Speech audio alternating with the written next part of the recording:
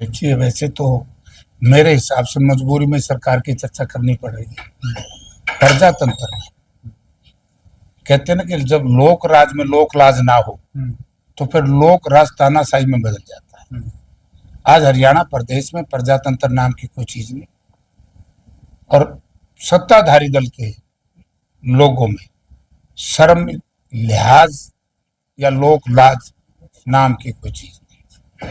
क्योंकि वैसे तो हमने समझ लेना चाहिए था छात्रों ने भी, जब केंद्र सरकार ने किसानों से इतना बड़ा वायदा करके, समझौता करके, और उसके बाद मुकर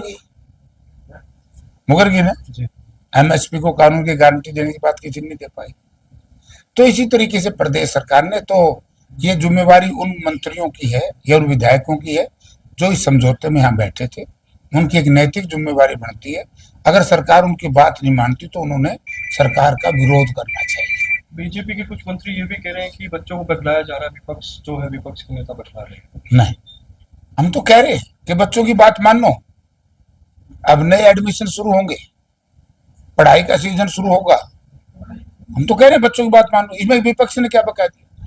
भाई ये अच्छी बात मानती है क्या बीजेपी? छात्र छात्राओं को सिक्योरिटी के कर्मचारियों से पिटवाया जाए, रजिस्ट्रार, प्रोफेसर, सिक्योरिटी अफसर, वो बच्चों को डंडों लेकर के मारा जाए, ये स्टाफ है क्या?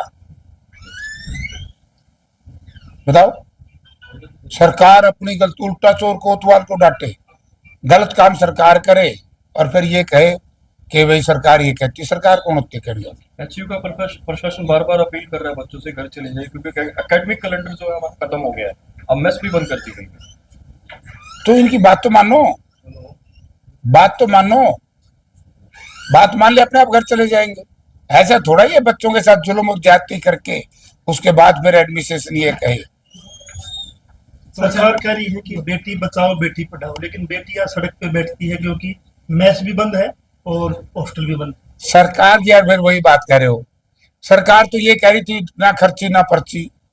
पहली बार हरियाणा बढ़ने के बाद ये मौका है कि डिप्टी कमिश्नर के दफ्तर में 3.5 लाख रुपए रिश्वत की पोस्टिंग के लिए मिले जाए। एचपीएससी के दफ्तर में नौकरी हासिल करने के लिए पैसे बरामद हों। यानी कि कितने लोग सड़कों पर घूम रहे हैं, मेरे से इतने रुपये ले लिए, नौकरी भी नहीं लगवाई, पर्चे दर्ज हो रहे हैं। यानी कि आज भ्रष्टाचार चरम सीमा पर है। और मैं कहता हूं कि बेशर्मी की बीजेपी के लोगों में भी हद है। उसके बाद भी ये कहते फिरते बिना पर्ची बिना खर्ची। तो जिसकी उतर की लोही क्या करेगा कोई भैया। इनके ऊपर ज्यादा चर्चा करने की मेरे हिसाब से आवश्यकता नहीं। लोकसभा सेशन जो शुरू होने वाला है, और क्या आप मुद्दा उठाएंगे? कौन से मुद्दे? जो सबसे पहले तो ये उठाएंगे, इंटरनेशनल एयरपोर्ट की लड़ाई लड़ेंगे, जो धोखा किया हिसार की जनता के साथ एरोड्रम बनाकर।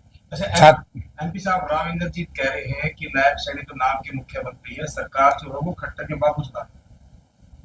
ये तो उसने पूछ लिया मेरे ख्याल में, क्योंकि वो सेंटर में मिनिस्टर होने की पार्टी की बात है। मैं यही तो कह रहा था, बीजेपी की खीर जुतिया में बढ़ने लग रही है। बहुत बुरा हाल है बीजेपी में। लठबाज है, मंत्री मुख्यमंत्री को कुछ नहीं समझता और मुख्यमंत्री किसी को कुछ नहीं समझता।